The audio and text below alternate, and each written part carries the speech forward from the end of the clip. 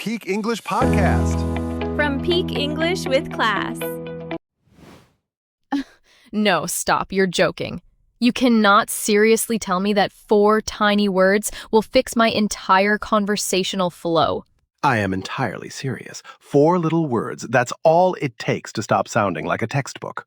Alex, I spent years in school memorizing endless lists of vocabulary. I memorized irregular verbs until my eyes practically bled.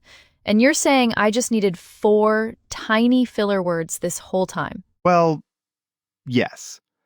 Because traditional school teaches you how to pass a written grammar test. It doesn't teach you how to survive a Friday night dinner party. Okay, that is so painfully true. When you're standing in a kitchen at a party, there is no multiple choice test. Exactly. There is just chaos. Someone asks you a completely unexpected question, the music in the background is loud, you accidentally drop your fork. And your brain just deletes the entire English language. You just freeze. Right. We've all been there.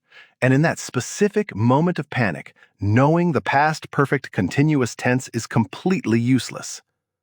What you actually need is a bridge. You need a word that buys your brain 3 seconds of thinking time. A word that signals to the other person, hold on, I'm loading my thoughts, please don't walk away. Precisely. And that is what native speakers do constantly. We use these tiny, almost invisible words as verbal bridges. We use them to stall. We use them to soften our harsh opinions. We use them to connect. It's like the invisible glue of English. Perfect metaphor. And if you don't use the glue, your sentences just fall apart. Or worse, you sound like an automated corporate voicemail. Please leave your message after the beep.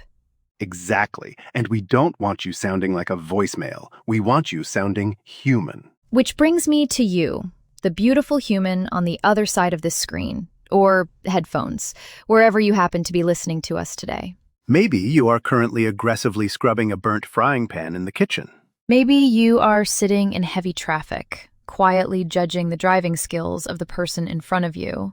Or maybe you are just lying flat on the living room floor, staring at the ceiling, thinking about all the emails you haven't answered yet. If you're on the floor, stay there. The floor is safe. We completely get it.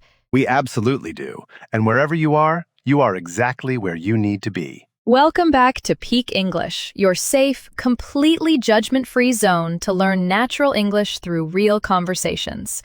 I'm Sarah. And I'm Alex, and today we are going to eliminate that terrible, freezing panic you feel when you can't find the right word. No more deer in the headlights. No more panic sweating. We are going to show you how to use 4 incredibly simple, highly effective filler words to buy time, sound wonderfully natural, and never feel completely stuck in an English conversation again. I love this topic so much because it is so incredibly practical. This isn't abstract theory, this is conversational survival. It really is. And later in the show, during our Say It Better segment, we are going to take this entirely out of the theoretical realm. We are going to take 5 really stiff, awkward sentences, The kind of robotic sentences that instantly kill the vibe of a good conversation, and we will reconstruct them right here, live, using today's filler words. You will hear the difference immediately. It is basically a magic trick. And of course, do not forget to stick around until the very end for our word tour. That is where we take the juiciest, most useful vocabulary and idioms from our chat and break them down, syllable by syllable. So it actually stays locked in your brain instead of disappearing the second you close the app. Now, before we dive into the first magic word, a quick reminder about the rules of this space for our newer listeners. Rule number 1, 0 stress. This is a B1, B2 level episode. We keep things natural, normal, and relaxed. Which means you might hear a slang word you don't know. You might lose the thread of the conversation for a quick second. If that happens, do not panic. Do not hit pause. Do not instantly open your dictionary app. Just keep floating along the river with us. Catch the rhythm. Let the context of the story help you guess the meaning. Sometimes learning a language is just about being in the room and getting comfortable with the noise. And you can always come back and listen a second time. Exactly. Take a deep breath. Settle in. Speaking of settling in, Alex, I really have to ask, what is happening on your side of the desk? You have been sighing heavily for the last 10 minutes. It's the pen situation, Sarah. It's escalating again. Oh no, not the pen crisis. Did you lose another one? I didn't lose it. It vanished. I am telling you, there is a micro black hole hovering right above my notebook. I put down my favorite blue pen. I looked away to check the microphone levels, and when I looked back, completely gone. Alex, you literally have a coffee mug filled with about 20 different pens sitting right next to your elbow. Those are backup pens. They are scratchy, the ink flow is unpredictable, they are completely unacceptable for writing podcast notes. You are so incredibly dramatic about stationery. It's about maintaining basic standards, Sarah. Right. Well, while Alex privately mourns the tragic loss of his perfectly balanced blue pen, I want to hear from you guys. Yes, you, listening right now. Please save me from her judgment. Go to the comment section. I want to know who is sitting in our virtual classroom today. Use this exact format. I'm your name from your country, and today I feel... What? Tell us the truth. Are you feeling energized? Are you feeling completely overwhelmed by the middle of the week? Are you feeling a deep, profound sadness over a lost item?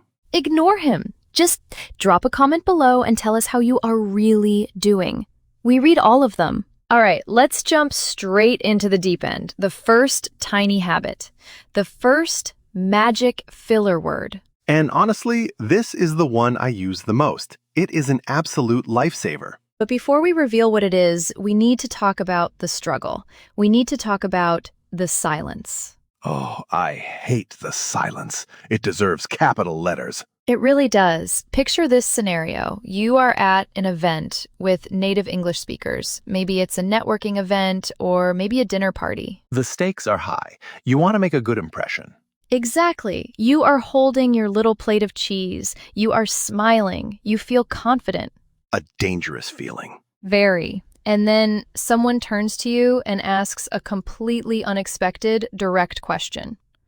What are your thoughts on the current housing market? Or even worse, tell me about yourself. Tell me about yourself is the worst question in the English language. It is. And what happens to a language learner in that exact second? The brain just hits a brick wall. Total system failure. Yes, you need 3 or 4 seconds to translate the question, form an opinion, translate that opinion back into English, and check the grammar. But you feel like you aren't allowed to take those 3 seconds. You feel this intense, crushing pressure to answer immediately. And so you just stand there, in dead silence, staring at the poor person who asked the question. It is the most vulnerable feeling in the world. I remember experiencing this exact paralysis a few years ago. Oh? Was it a job interview? Worse, it was a family holiday dinner. Oh no. Family dinners are a battlefield. They really are. We were all crammed into my aunt's tiny dining room in Manchester. The heating was turned up way too high. The windows were totally fogged up. I can picture the exact humidity of that room. Right. It was sweltering. I was sitting there, mid-bite, holding a forkful of incredibly dry roasted turkey. The driest meat known to humanity. Exactly. And the room suddenly went quiet. My uncle leaned across the table, pointed his wineglass at me, and asked loudly, "So, Alex, what exactly are you doing with your life these days?" Wow, just dropping a philosophical bomb right into the gravy. Completely unprovoked. And in that moment, my heart just started hammering against my ribs. My palms started sweating instantly. The classic panic response. I had no idea what to say. I was in between jobs. I was confused about my career. My mind went totally blank. Raw terror. Absolutely. And my internal monologue was just screaming, "Say a word, any word, just make a sound." But I just sat there, chewing this dry turkey in pure silence. For how long? Probably 3 seconds. but it felt like 3 painful, humiliating years. So, how do we fix it? How do we avoid the dry turkey panic? You refuse to let the silence happen. You fill that empty space immediately with our first magic word. Well. Just, well? Just well. It is the ultimate buffer. I love that word, a buffer. It's like a soft cushion between the question and your answer. Exactly. When someone asks you a tough question and you drag out the word, well, you are sending a very specific signal. You are telling them, I heard you, I am engaging with you, but my brain needs a second. Right. It prevents the awkward silence, but it doesn't commit you to an answer yet. Let's do a live demonstration. Let's compare the textbook way to the native way. Hit me with a difficult question.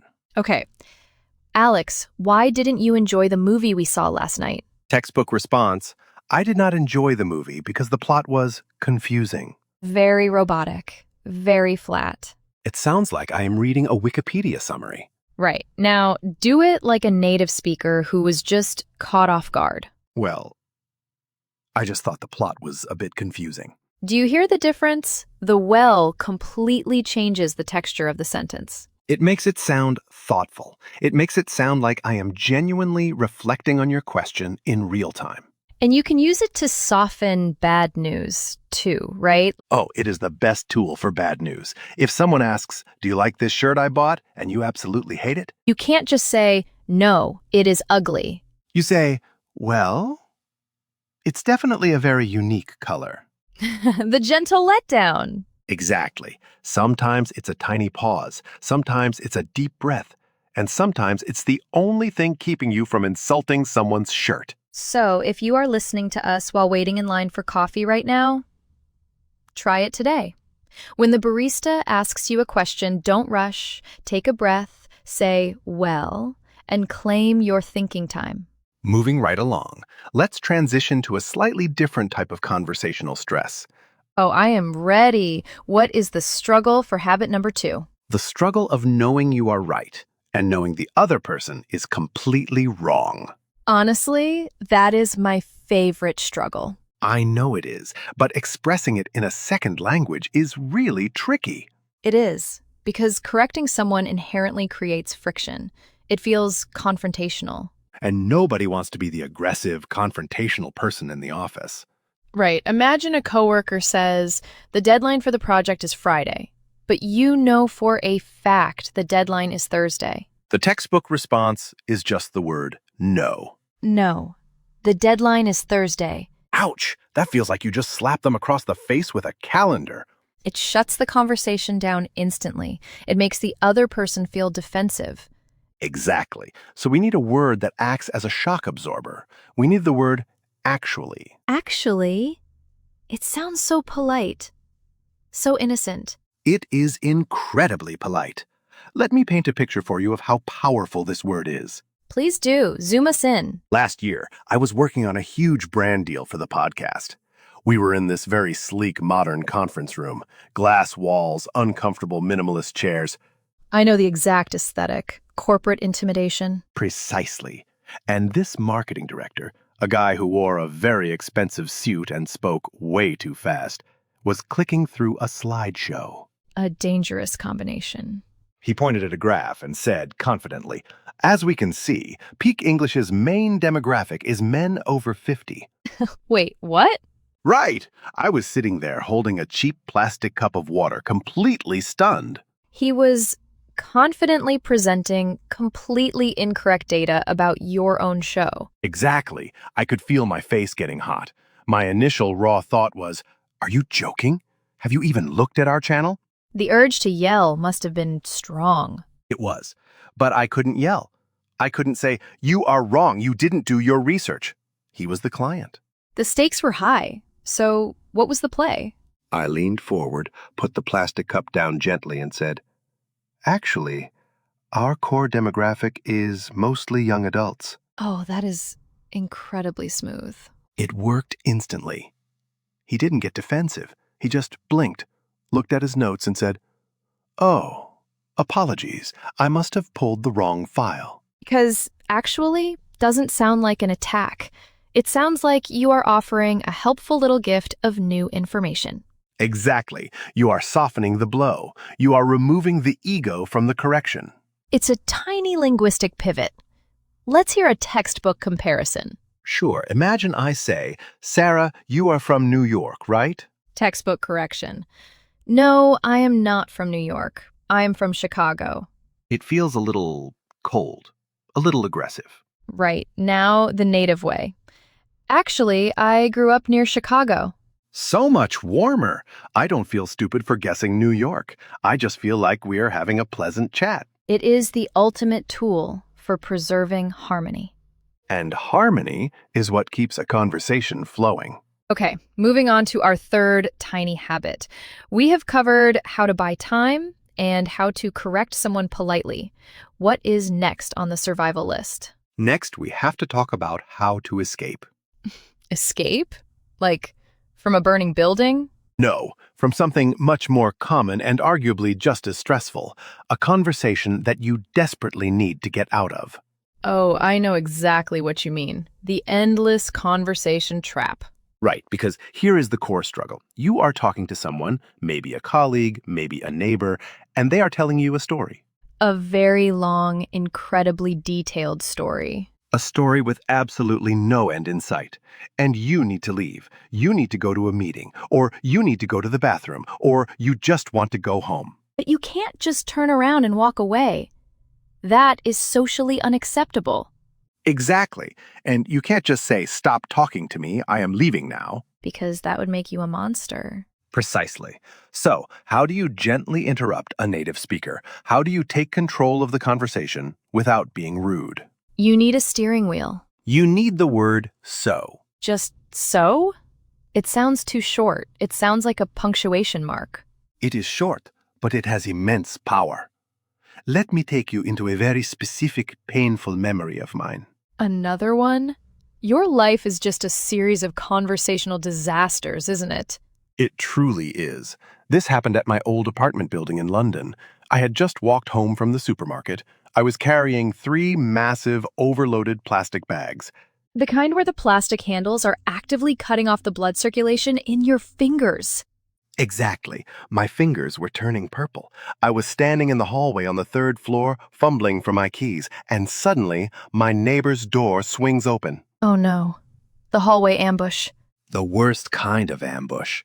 My neighbor was a very sweet, very lonely older man named Arthur, and Arthur loved to talk about his cat's dietary problems. A fascinating topic. Truly gripping.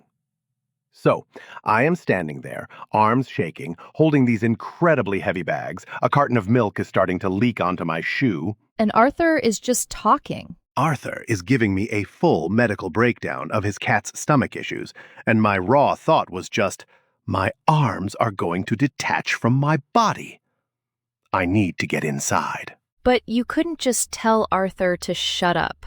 I couldn't. I was in agony, but I wanted to be polite.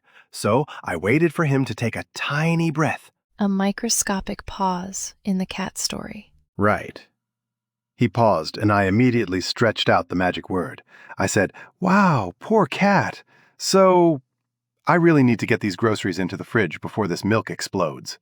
And what did Arthur do? He immediately stopped talking about the cat, looked at the bags, and said, oh, of course. Let you get on with it then. It's brilliant. The word so acts as a gentle brake pedal. It acknowledges what they said, but it firmly turns the steering wheel in a new direction. It works perfectly for starting a conversation, too, especially when you need to ask for a favor. Give me an example of the textbook way to ask a favor. Imagine I walk into your office and I just say, Alex, I need you to help me edit this audio file. Very demanding, very aggressive. It feels like an order, not a favor. Right. It feels like I am throwing a rock at your head. But if I walk in, take a breath, and stretch the word out, so, I was wondering if you could help me with this audio file. It feels totally different. It feels collaborative. Because the so builds a tiny little bridge before the request actually arrives. It gives your brain a second to prepare. Sometimes you need to change the subject. Sometimes you need to ask for help. And sometimes you just need to put down heavy groceries. So does all of that. By the way, if you are listening to this on your commute and someone is currently sitting next to you on the train playing music loudly on their phone, We feel your pain. you might be tempted to use a very different word. But try to channel your inner Alex. Just breathe. All right, we have reached the final habit of our core conversation. And for this one, Sarah, I think you should take the lead. Gladly. Because this habit is all about my personal specialty, making completely messy, chaotic sentences. You are the expert in conversational chaos. I wear that badge with pride. The final habit is actually a pair of phrases, you know and I mean. The ultimate filler phrases. Exactly, and the core struggle here is the disease of perfectionism. Ooh, that's a heavy phrase. It's true. When we speak a second language, we have this terrifying expectation in our heads. We think that every sentence must be a perfect, unbroken line from start to finish. We think we have to sound like a printed book. Right, but native speakers do not speak in perfect sentences. We stumble, we forget words, we start a sentence, realize we are going in the wrong direction, and completely reverse. Human thought is messy, and our language reflects that mess. So when your thought process gets messy in English, you don't need to panic and stop talking. You just need to use I mean and you know to glue the broken pieces together. Give us a zoomed-in example. Take us to a chaotic Sarah moment. Okay, let's go to my kitchen. Last Tuesday morning. A dangerous place. Very. I was standing by the sink, holding a brand new, highly expensive, beautifully ceramic coffee mug. Another one? Sarah, you already have a mug mountain on your desk. I am aware, Alex, thank you. My roommate was also highly aware. She walked into the kitchen, looked at the new mug, looked at me, and raised her eyebrows. The silent judgment. The loudest silent judgment ever. And I felt this immediate need to defend my purchase. I wanted to explain that this mug was an investment in my mental health. A very logical argument. Exactly. But I was tired. I hadn't had coffee yet. My brain was operating at 10% capacity. So what came out of your mouth? If I was a textbook, I would have said, I purchased this mug because the aesthetic brings me joy and improves my morning routine. Which nobody has ever said in the history of human conversation. Right. Instead, what actually happened was a complete linguistic train wreck. I held up the mug and I said, the thing is, the old ones are fine, but, this one just feels better in my hand. It's just nice, That is beautiful. It is completely unstructured, but it is deeply human. Right? The phrase I mean acts as a clarifier. It means, hold on, let me try to explain that better. You use I mean to correct your own messy thoughts in real time. Exactly. I hated the food. It wasn't awful, but it was too salty. I used I mean to adjust my extreme statement. And what about you know? You know is the empathy glue. When you say you know, you are reaching out to the listener. You are asking them, are you with me? Have you ever felt this weird, specific feeling? You are inviting them into the mess with you. Exactly. It turns a monologue into a shared experience. So stop trying to formulate perfect, flawless sentences before you open your mouth. Just start talking. And when you stumble, when you forget a word, when you realize your sentence makes no sense, just drop an I mean or you know in there and keep moving forward. embrace the mess. It makes you sound less like a robot and infinitely more like a real person. We have covered so much ground today, Sarah, and we have officially given everyone the tools to survive conversational chaos. We really have. But before we move on to completely transforming your stiff sentences, let's do a very quick recap. A tiny review session, just to lock it all in. Exactly. So, tiny habit number 1. When your brain completely freezes and you need to buy 3 seconds of thinking time, You use the ultimate buffer word. You stretch out a long, thoughtful Well, Tiny habit number 2. When someone says something factually incorrect and you need to correct them without starting a fistfight. you soften the blow. You remove the ego. You gently drop the word actually before you give them the real facts. Tiny habit number 3. When you are trapped in a never-ending story about someone's cat, or you need to smoothly transition to a new topic. You grab the conversational steering wheel. You say, so, and you guide the chat in a totally new direction. And finally, tiny habit number 4. When your thoughts are messy, your grammar is falling apart, and you just need to keep the sentence moving. You use the conversational glue. You drop in I mean to clarify your thoughts, and you know to invite the listener into the mess with you. 4 habits. 4 tiny words. And a massive, massive upgrade to your fluency. If you only take one thing away from today's episode, let it be this. You do not need to speak perfectly to speak well. You just need to know how to navigate the bumps in the road. Welcome to my absolute favorite segment of the show. Say it better. This is where we take the stiff, robotic English you learn from a dusty old textbook and we give it a massive, real-world upgrade. We are going to take 5 incredibly clumsy sentences that learners use all the time, and we are going to rebuild them using today's magic words. Let's set the scene for phrase number 1. Imagine you are at work. Your manager walks up to your desk and asks a highly technical question about a project from 6 months ago. A nightmare scenario. A learner in a panic might say, I do not know the answer to your question. Ouch! It is grammatically perfect, but it sounds like an error message on a computer. It completely shuts the conversation down. It really does. It leaves the manager with nowhere to go. So let's use our tools. You could say, well, I need to double check those numbers. Notice how much warmer that is. Or you could use a different tool. Actually, let me look into that for you right now.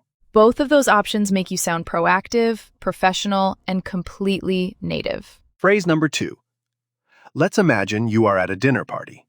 Someone is loudly explaining the plot of a famous movie, but they are getting all the details completely wrong. Oh, I hate when that happens.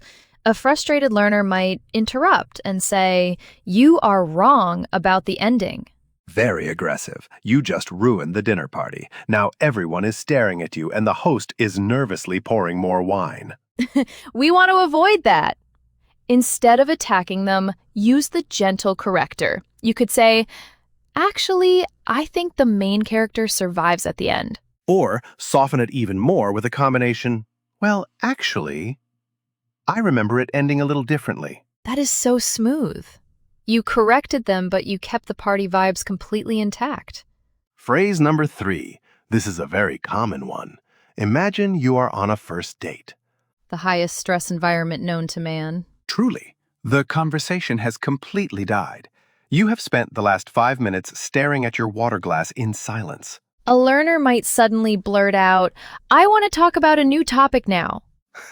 If someone said that to me on a date, I would immediately ask for the check. It is so blunt. It is. You need a bridge. You need the steering wheel. You could casually lean back and say, so, have you seen any good movies lately? Or, if you want to shift the focus to them, so, what do you usually do for fun on the weekends? The so removes all the awkwardness. It makes the transition feel totally natural instead of forced. Phrase number 4. You are telling a story to a friend, but you realize halfway through that you used the wrong word, and it sounded completely insulting. Foot and mouth disease.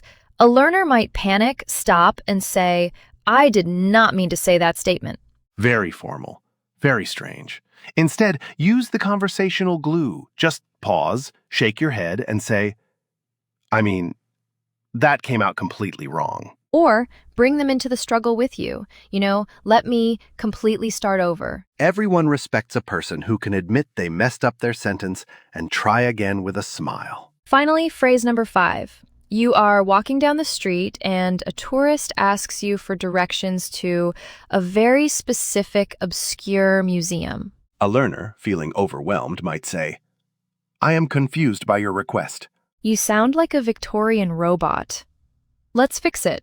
You could say, actually, I'm a bit lost myself. Or mix our favorite words together for the ultimate native response. Well, I'm not really sure where that is, you know? Boom. 3 filler words in 1 sentence. It buys you time, it softens the bad news that you can't help, and it asks for their understanding. Start practicing these upgrades immediately. When you soften your language, people instantly warm up to you. And now, my friends, it is time for the word tour. This is where we grab the 6 most crucial, useful words from today's chat, and we break them down so they stay in your long-term memory. Word number 1, paralysis. Pay-ral-wi-sis. Paralysis. Usually this is a medical term for when you cannot move your body, but in conversation, it means that terrifying moment when fear completely stops you from taking action or speaking. Example 1. I tried to choose a movie on Netflix last night, but there were too many options, and I just sat there in total choice paralysis for an hour. Example 2. When the teacher called on him in front of the whole class, he was struck by absolute panic and verbal paralysis. Repeat after me. Paralysis. Word number 2, buffer. Buffer. Buffer. A buffer is something that creates a protective, safe space between 2 things, softening a hit or preventing a loud clash. We talked about how well is a conversational buffer, but we use this everywhere in life. Example 1. I always keep $1,000 in my savings account as a financial buffer for emergencies. Example 2, and listen to the rhythm here. Sometimes a buffer is a hot cup of tea in the morning. Sometimes a buffer is closing your bedroom door, and sometimes a buffer is just a tiny word that gives you room to breathe. Repeat after me. Buffer. Word number 3, friction. Friction. Friction. Literally, this is the physical resistance when 2 objects rub against each other. But in relationships, friction means tension, disagreement, or a lack of harmony. Example 1. There is a lot of friction in our office right now because the new manager keeps changing the rules. Example 2. Using the word actually helps remove the friction when you have to tell someone they are completely wrong. Repeat after me. Friction. Word number 4, ambush. Ambush. Ambush. To ambush means to completely surprise someone by attacking them or suddenly approaching them when they are not prepared. Example 1. I was trying to sneak into the kitchen for a midnight snack, but my cat was waiting in the dark to ambush my ankles. Example 2. We all hate the hallway ambush, when a neighbor jumps out of their apartment to tell you a 20-minute story while you are holding heavy groceries. Repeat after me. Ambush. Word number 5, clarifier. Clarifier. Clarifier. A clarifier is a tool, a phrase, or a statement that makes a confusing situation much easier to understand. It clears the mud out of the water. Example 1. The instructions on this furniture box make absolutely no sense. We really need a clarifier before we build this table backward. Example 2. In native English, the phrase, I mean, acts as a brilliant clarifier to fix a messy sentence in real time. Repeat after me. Clarifier. Word number 6, flawless. Flawless. Flawless. This means absolutely perfect, without a single mistake, without a single mark, without a single error. Example 1. She practiced her speech for 3 weeks, and her delivery on stage was completely flawless. Example 2. We spend so much energy trying to be flawless. We want a flawless accent, we want flawless grammar, and we want a flawless vocabulary. But human connection doesn't require you to be flawless. It just requires you to be real. Repeat after me. Flawless. And just like that, we have reached the end of today's Fluency Toolkit.